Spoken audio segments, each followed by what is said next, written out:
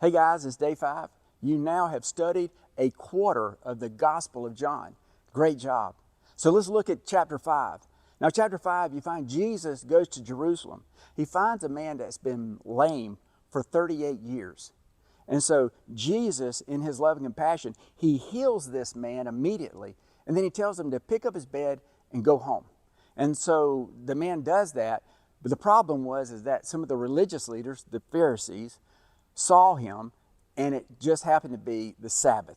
And under their law, under the Old Testament law, he can't be carrying something on the Sabbath. So they run him down, and he says, hey, but Jesus told me to do this. So here's the question is, did Jesus sin by healing the man on the Sabbath? Or did he sin by asking the man to pick up his bed and go home? Absolutely not. Jesus never sinned. You have to remember, Jesus is the fulfillment of the law. He's the fulfillment of the Old Testament. He's no longer bound under the law. And so actually, if you look at all of the 10 commandments, there's only one of the 10 commandments that isn't reiterated in the New Testament. And that is to keep the Sabbath and to keep it holy. So that's the reason we as Christians, we don't follow or keep the Sabbath, is because it's under the old law and it's not reiterated in the New Testament. So we're not under that. And so when I look at that, I go, I understand, it makes it very clear. But I want us to look at a verse that really can go, man, I'm trying to figure this out. And it is verses 17 and 18 in chapter 5. It says, but Jesus answered them, he's talking to the Pharisees, my Father is working until now, and I am working.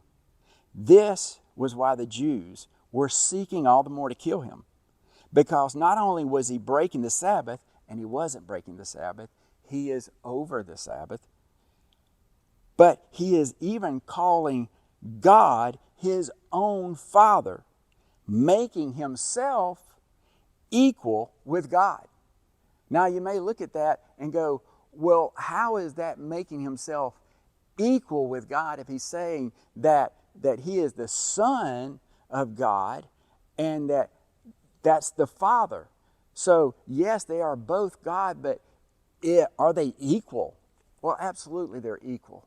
And just because Jesus is the Son and God the Father are different positions, it doesn't make them any less equal. They are both God. They are both equally. And that's the reason a lot of times we as Christians, we sometimes struggle with the verses in the New Testament where it's talking about men and women or husband and wives, that they're different. And it's not saying that they're any less equal. It just says that they have different positions. They have different places in God's church. It doesn't make one more than the other. And even with the scriptures, you know, we have the Old Testament and the New Testament. And yes, I'm not under the law of the Old Testament, but it doesn't make it any less of God's Word. It's all God's Word. It's all God's plan. I'm not bound under the laws of the Old Testament, but I still grow from it. I still learn from it. And I still understand that this was God's plan all the way through. And so the Old Testament, New Testament have different places, right? But they're all part of God's Word. And that's the way we're going to treat it. Hey, listen, I'm going to ask you, Christway, to be praying for this Sunday.